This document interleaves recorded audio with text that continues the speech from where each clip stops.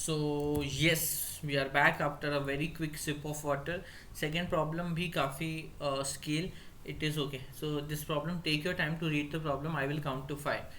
So one, two, three, four and five. So yeah, I hope आपने problem at least read कर लिया होगा. मैं एक बार प्रॉब्लम समझा देता हूँ आपको. तो this problem is pretty straight forward. इसमें भी ज़्यादा कुछ हमें दिमाग चलाना नहीं है. जो क्वेश्चन में दिया है हमें सिर्फ वही करना है. We don't need to use our own brain much. जो बोला है क्वेश्चन में वही करेंगे हम लोग. ओके, तो फिर हम क्या करेंगे, पहले इस क्वेश्चन को लिख के देखते हैं. क्वेश्चन क्या बोल रहा है कि you have given two variables N और के. ठीक है, दो वेरिएबल्स है एन और के. एन बाई एन का इनिशियल ग्रिड दिया हुआ है. You have been given N by N का इनिशियल ग्रिड दिया हुआ है.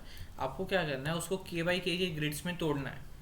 ठीक है, मतलब जैसे एन की वैल्यू 6 है यहाँ पे और के की वैल्यू 3 है, तो 3/3 के ग्रिड में तोड़ना है. ये 3/3 का एक ग्रिड हुआ, अगला ग्रिड हुआ, फिर उसका अगला ये ग्रिड हुआ, उसका अगला ये, ऐसे तोड़ना है 3/3 के ग्रिड में. और हर ग्रिड में सेम वैल्यूज होनी चाहिए, मतलब होगी सेम वैल्यूज. उन्होंने पहले से बोल रखा है कि होगी. तो आपको क्या करना है, उन सभी वैल्यूज़ के बदले एक वैल्यू लिखनी है. मतलब पहले ग्रिड में सारी वैल्यूज़ क्या है 0, नेक्स्ट ग्रिड में क्या है सारी वैल्यूज़ 1, फिर ये वाले उसके नीचे 0 के नीचे वाले में क्या है 1, 1 के नीचे वाले में क्या है 0. तो ये जो आपका 6/6 का ये था, इट विल बिकम 2/2 का. 2/2 का क्यों, n बाई के basically. 6/3 is 2/2. Got it. So pretty simple.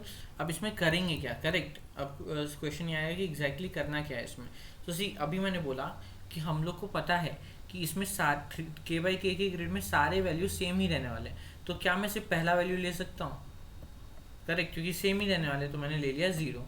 फिर मैं के स्टेप्स आगे बढ़ा, वैल्यू क्या है 1, तो मैंने ले लिया 1 क्योंकि मुझे पता है कि के बाई के में सब सेम ही रहेंगे. फिर मैं के स्टेप्स आगे बढ़ा, तो मैं तो बाहर ही आ गया एरे के, तो फिर कोई भी नहीं लूँगा. फिर मैं आई पे मैं रोज में के स्टेप आगे बढ़ा, मैंने लिया 1. फिर मैं वापस कॉलम्स में आगे बढ़ा, मेरे को मिला 0, तो मैंने ले लिया 0. फिर मैं कॉलम में फिर से आगे बढ़ा, तो ये तो एंड ही हो गया. फिर से रो में आगे बढ़ा, तो ये भी एंड हो गया. तो मेरा फाइनल आंसर क्या हो गया, 0 1 1 0. आई होप समझ में आया होगा. कुछ भी ऐसे बहुत ज़्यादा ये नहीं है. ये वाला केस ले लेते हैं, सेकेंड वाला, जहाँ पे 6 और 2 दिया हुआ है हम लोग को वैल्यू. तो इस वाले केस को कंसिडर कर लेते हैं, 6 एंड 2 वाला. तो ये केस भी simple, pretty simple, straight forward रहेगा. 6 और 2 इसकी वैल्यू है, तो हम लोग याद रखते हैं कि इसकी वैल्यू 6 एंड 2 रहने वाली है. तो n is 6 and k is 2. तो मैं क्या बोल रहा हूँ, स्टार्ट फ्रॉम हियर, क्या है 0, लिख दिया 0. फिर 2 स्टेप्स आगे बढ़े, क्या है 1, तो लिख दिया 1. फिर 2 स्टेप आगे बढ़े, तो क्या है फिर से 0, तो लिख दिया 0. फिर आगे बढ़े, ख़त्म हो गया. तो फिर अब रो में आगे बढ़ेंगे, रो में आगे बढ़े, क्या मिला 1, तो लिख दिया 1. 2 स्टेप आगे बढ़े, तो क्या मिला 1, तो फिर से लिख दिया 1. सेम गोज, 2 स्टेप्स आगे बढ़े, अगेन 1. फिर 2 स्टेप्स आगे बढ़े तो ओवरफ्लो. फिर रोज में 2 स्टेप्स आगे बढ़े तो 1, 2 स्टेप्स आगे बढ़े तो 0, अगेन 2 स्टेप्स आगे बढ़े तो 0, and then next time 2 steps आगे बढ़े तो ओवरफ्लो. तो this was our final answer 3/3 का, which is 6/2 is nothing but 3. I hope समझ में आया होगा. Question is again pretty simple, straightforward. तो फिर इसको ट्राई करो खुद से कोड करने का. Again pretty simple to code. If you are able to then it's well and good. If you are not then I will show what was my code.